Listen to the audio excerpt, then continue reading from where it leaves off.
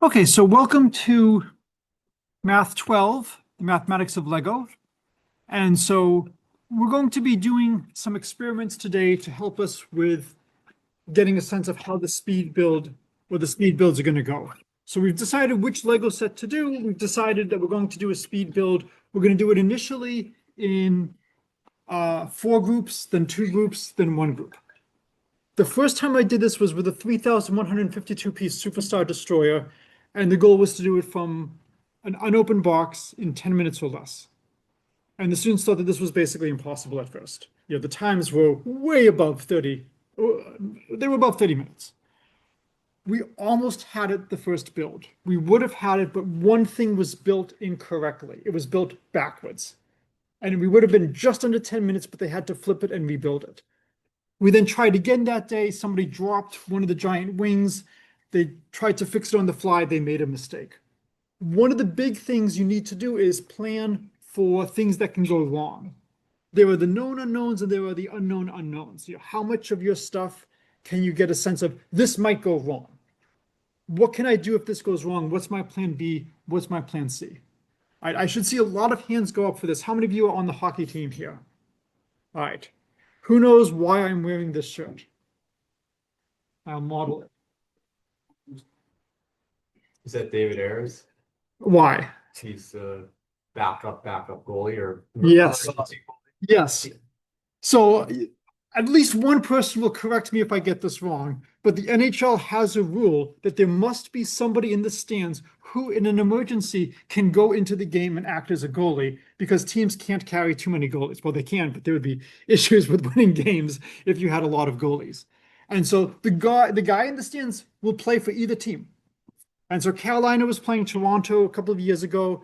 The Carolina goalie goes down, so he's told, "I'll get ready just in case."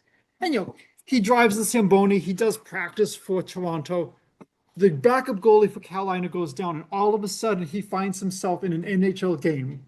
He lets up, I think, 2 goals pretty quickly, but settles down and Carolina wins. Carolina has an excellent marketing division. They invite him down to their next home game. He has a medical condition. They do fundraising to support this. The NHL had a plan in place for what do we do if the goalies are injured. So the game was able to continue. You want to have something like that. You want to be ready. So if something goes wrong, what are you going to do? And again, some of the things that go wrong, you can easily figure out, I expect this. I'm going to drop a piece maybe at one point. What do I do? Well, when we're doing it as just one really large group, you can say, "Bob, this is what you exist for. Scour the floor and find that piece." That's your whole job. Bob is just on the floor, ready to go from the beginning of the build because we have more people than we need.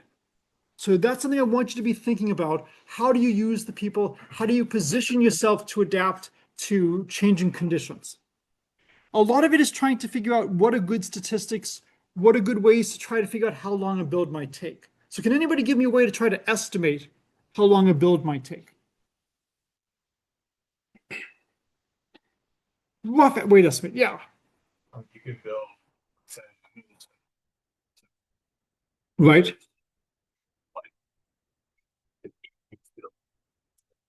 Good. So one thing is to try to do a bunch of small builds and try to extrapolate from that. We've got 4 unopened sets here. So what I'm going to do today is I'm going to break us up into groups. And we basically might have to take over this building. There's enough of us, and I think we're strong enough that I think we can do this. One set, there will be 1 person on each letter. The second set, there will be 2 people on each letter. The third set, what do you think? So one possibility is I would love to do 4. I can't do 4. Because if I did 4, how many would I need for the next one? I would need 8. And unfortunately, we only have 50 people in the class. So I can't do 1, 2, 3. I can't do 1, 2, 4, 8. I have to do 1, 2, 3, 4. But I would much rather double things. And for a lot of things in mathematics, you really want to look at things on a log scale. And then if you're doing things by power of 2 on a log scale, that's going to look linear. If you think of earthquakes and whatnot, a lot of data is much better like that. Unfortunately, we don't have almost 100 people in this class. but we do have a lot, so we can do 1, 2, 3, 4. If I've calculated it correctly, since there's 4 letters, that's going to come to 40 people. If we have more than 40 people, if anybody is injured, you can just be supervising today and making sure everything goes okay.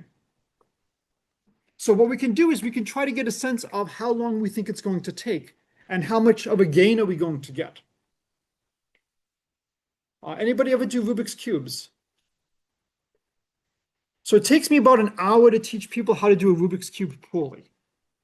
Okay, my goal is not to teach you how to do it well. It's what is the minimum number of moves you need to learn so that you can not only solve a Rubik's Cube, I do the 2x2 first, but then you can extend it up without too much trouble to larger cubes.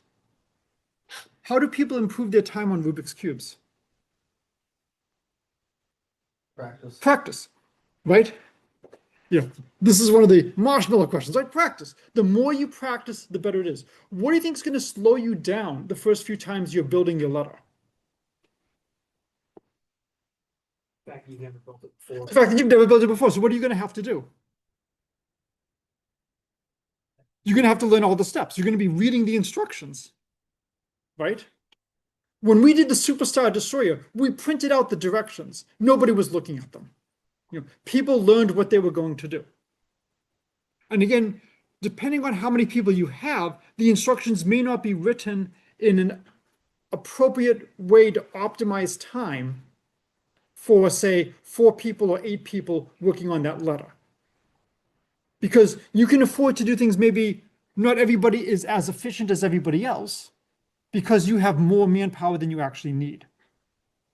I was reading an article about the tush push and how this may be the last year, and they were saying, not everybody on the tush push is equally contributing to this. That's fine.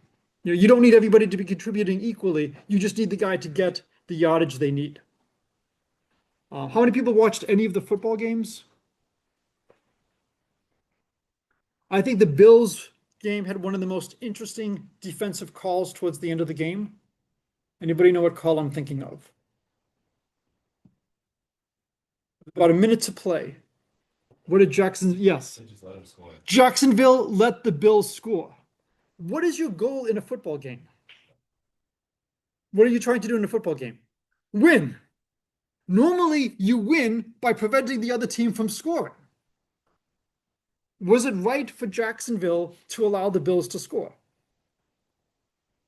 They made the calculation that the Bills were almost surely going to get the yard that they needed, but if they didn't let them score immediately, they would eat up clock time. And then they would not have enough time to drive down the field. And so they thought it would be better to allow them to score the touchdown quickly. One of my favorite examples years ago as a Patriots fan was the Patriots were losing to the Colts by 1. It was just, I think, above the 2-minute warning. The Patriots had 3 timeouts left. It was like 4th down on our own 1-yard line. And the Patriots took a deliberate safety. They made it a 3-point game, but they then had room to kick the ball off to the Colts. The defense stopped them. They marched down the field, scored a touchdown, and won. And so it's really important to keep track of what is your objective.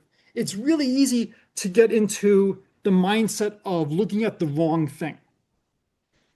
The goal is to win. And sometimes the best way to win is to take a local hit because it's going to put you in a better position. Eisenhower, who was the Supreme Allied Commander in Europe in World War II, had over his desk, "Win the war." And he said, it's amazing how much that helped him when he was dealing with all of the stuff coming across him. Just asking the question, does this help us win the war? And just try to remember what the goal is. So when you're trying to figure out how to do things, don't worry about having everybody contributing equally. Just think about, will this help you win? I think I have some basketball players here. Who plays basketball? Okay. How should you shoot free throws to maximize your chance of getting it?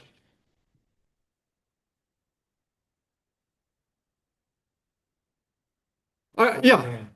Basically, I've heard that if you toss it with 2 hands, through your legs, that is more accurate than doing the standard shot. Why don't people do this?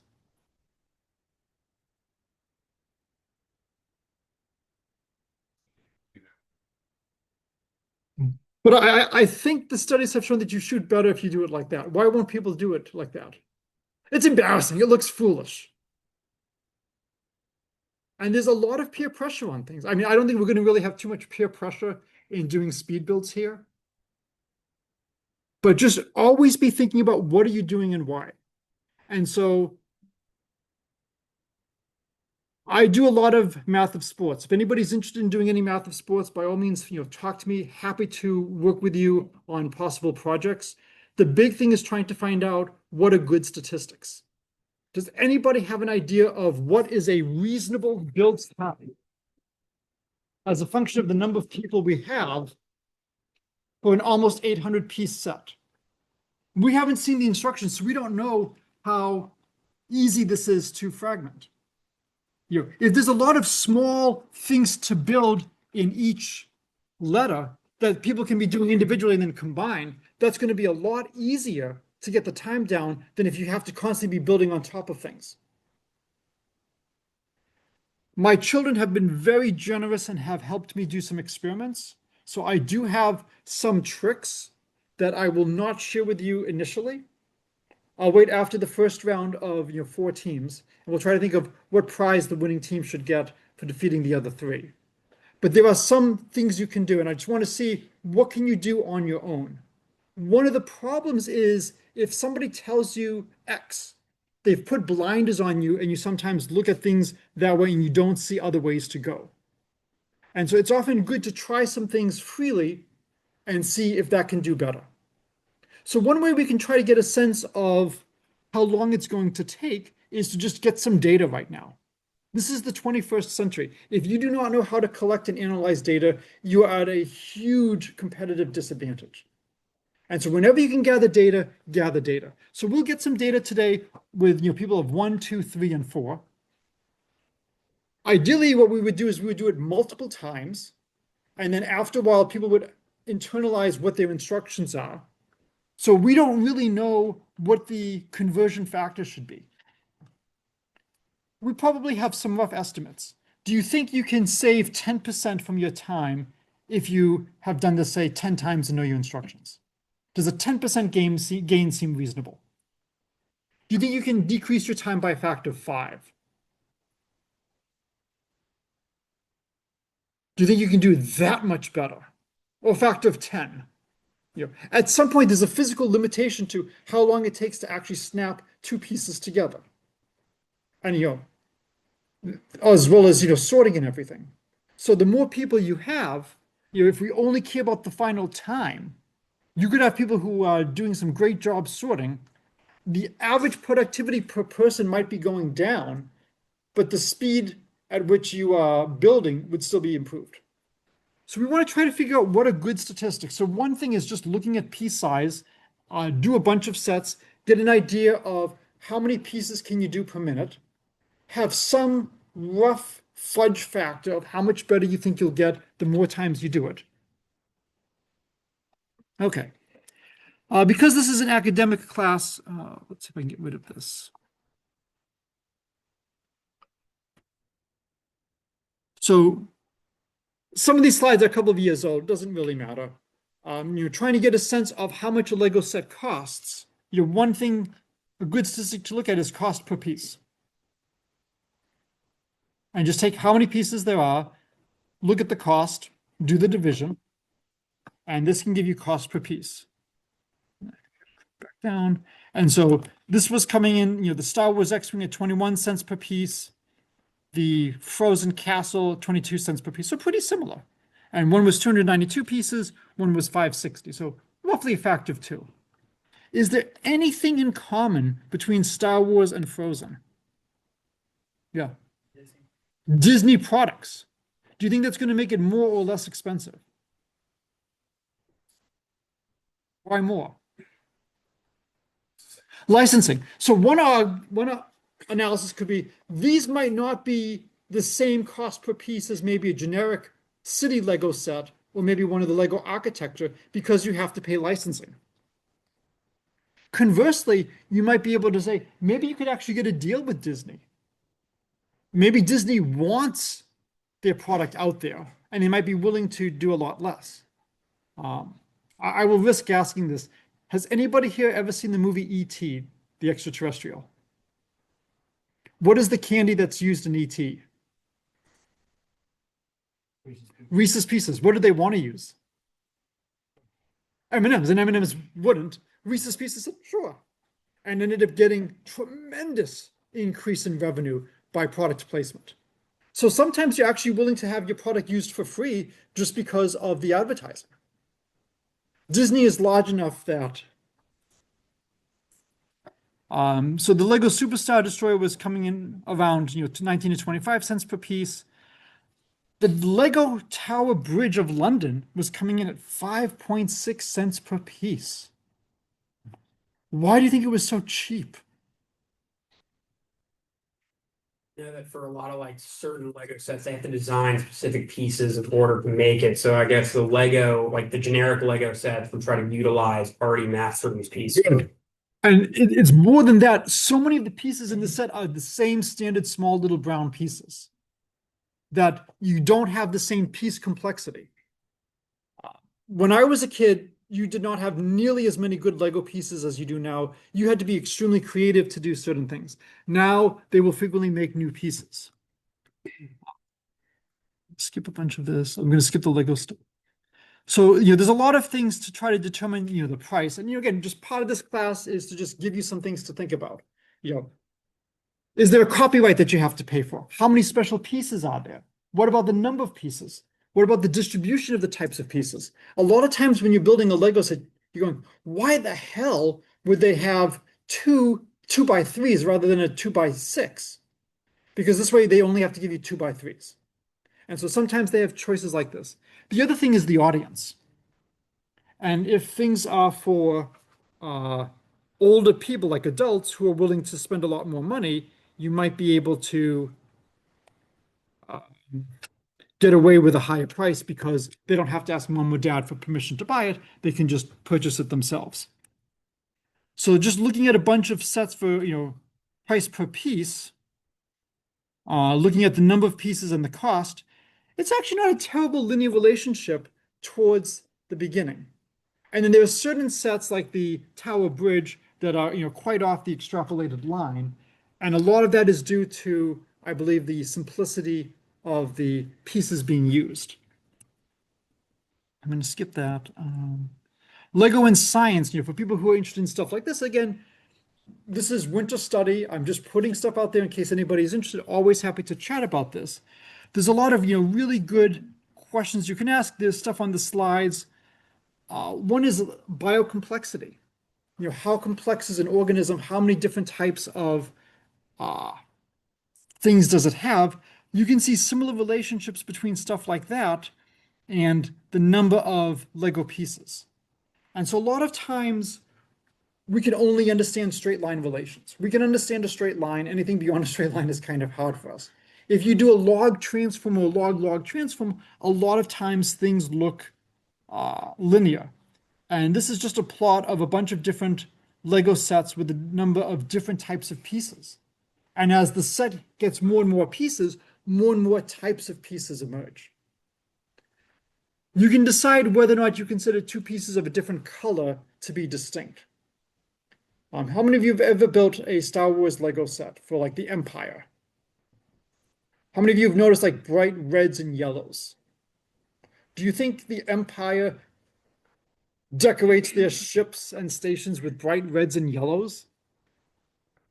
Why does Lego have bright reds and yellows?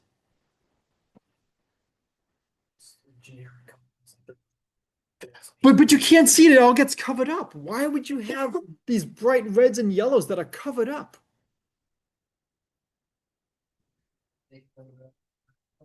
That's one possibility. So just easier to build. Pieces go where? You know which pieces go where. It's going to be covered eventually. It doesn't matter what it is. When you have everything gray, dark gray, black, where do I actually put this one? Oh, it's two things over from the red. And so it's a really smart idea. They didn't have stuff like this when I was building as a kid. It helps you quickly see where you're supposed to be. Are there checks you can do to see if you're putting things in the right place? The more checks you do, the more likely you are to build it correctly. What's the disadvantage? The pieces are like exchangeable, you have to, then there are a very specific spot that pieces have to go. You can't, like for in purpose of like speed building, you have to find the red piece. To find the red piece. Indiscriminately. And so if they were all the same color, then you could put in something there. Excellent. What is the disadvantage of doing lots of checks? It slows you down. And so this is always the trade-off. Do you do the slow and steady to win the race, or do you sprint? And if you sprint, there's the danger that you could fail and slip. How many of you do a sport where you have do-overs? No one. Right? You don't get to say, oh, damn it, I overthrew my receiver. Okay, can we take that play again? No, that's it. I want that shot back on goal. No, too late. You don't really have those times. So if somebody has a breakaway, when do you take the shot? The longer you wait, the more likely it is that some defender is going to come at you from behind. But the closer you'll be to the goal, and the more likely you are to get it. So this is the decision you're making in real time. And so we have to decide, how are we going to score the competition? And this could impact your strategy. Anybody ever compete professionally with Rubik's Cubes? So I am not allowed to compete beyond the 3x3. Once you get up to the 4x4, you have to solve it in a certain amount of time. I can't solve it fast enough to compete. But the way Rubik's Cube competitions go is you have 5 attempts. They throw away your best and your worst, and they average the remaining 3. And so one possibility is we have to decide, how do we want to compete for the Lego speed builds? Do you want to do 1 attempt? And whatever you get, you get? Do you want to do 3 attempts? Do your middle? Do your average? So this is something we can decide later. Depending on what you do, that will impact your strategy on how you build. What if we only take your best time?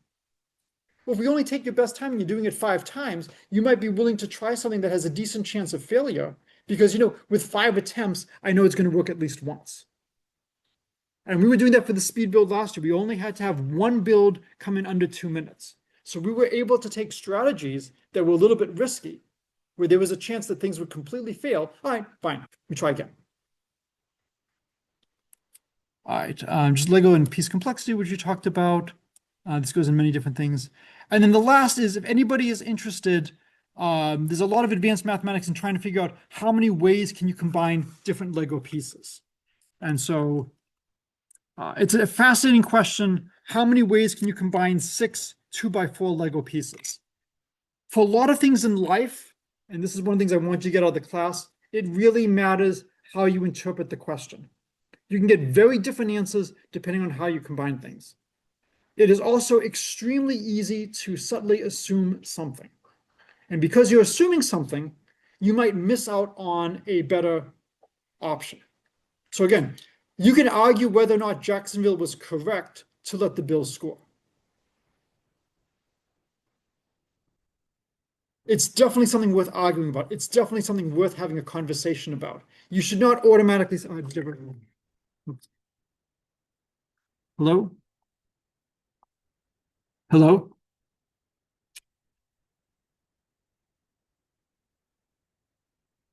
Yes, yes.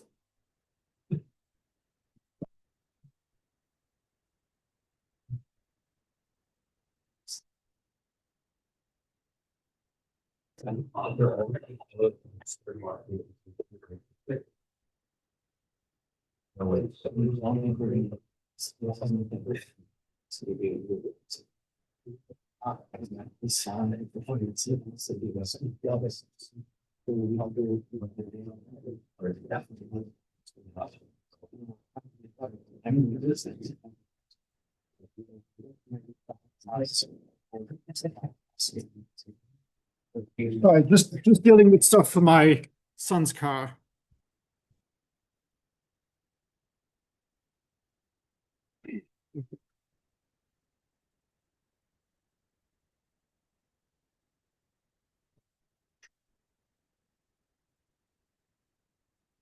Okay. So the question is, if I give you 6 2x4 bricks, how many ways are there to combine them? And there's a lot of assumptions you can implicitly make. Can anybody think of any assumptions you might make when I ask how many ways can you combine them? So you might only be able to do them at right angles, because if I am allowed to pivot this piece, I have infinitely many possibilities. So maybe I can only connect at right angles. If I had thin pieces, I could actually have thin pieces coming in perpendicular on top. I can't do that with a thick piece. So one thing is I can only connect them at right angles. What's another assumption you might make? I have 6 pieces. I'm not sure exactly how to say it, but like that all the bricks are not unique. So like it doesn't matter the order. If you switch what's on top and on bottom, it's So I don't have a slightly different colored blue than this, where I'm going to care about the color of the object. I'm going to have all 6 are the same. What else? I use all of them. What else?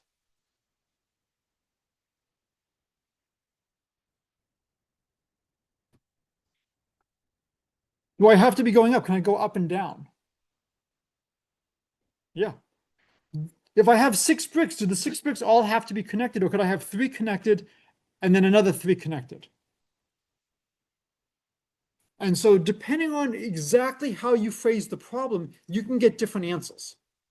And multiple people can be right. So just something to think about in life. What statistic are you looking at? What problem are you looking at? Make sure everybody's on the same page, that we're doing the same thing. So when we get to the speed build, we have to decide, what do we consider the winner? If everybody is 100% accurate, then it doesn't matter. It comes down to just time. What if it is visually accurate? Is that close enough? Or do we have somebody carefully inspect, sort of like the instant replay in football, was the knee in bounds when he dropped the ball, which ended one of the games? We have to decide. And again, we don't have to do that right now. All right. Any general questions? Yeah. I haven't really looked into the manual yet, but if the pieces are not hollow, what if you decide to not use the pieces in the middle? Like is there like the letters. Like could you try to like what if you try to omit some pieces? I see. So that you omit some pieces in the middle that nobody will see that you've omitted. Right. And again, the question is, at the end of the day, do I want something that is indistinguishable from what is outside, to I want it built exactly as is there? It all comes down to what we decide as a class we are going to consider. And depending on what you choose, different things will win. How many of you have ever done March Madness? Okay, and again, I don't have to ask if you've done this for money, because I know nobody would ever gamble money, because that's not right. How do you score March Madness brackets? There's several different answers.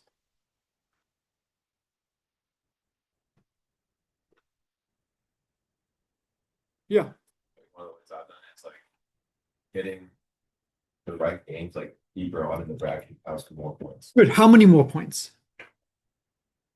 Every round is worth the same amount of points. So one way is every round is worth the same amount of points. So each game is worth twice the level before. Some people do Fibonacci numbers instead. The Fibonacci numbers grow exponentially like powers of 2, but a little bit slower, around 1.6. And so that gives a little bit more weight to the lower games. Some people just do 1, 2, 3, 4.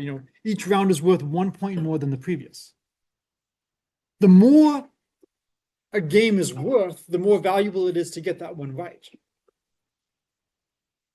What is your objective when you fill out a March Madness bracket?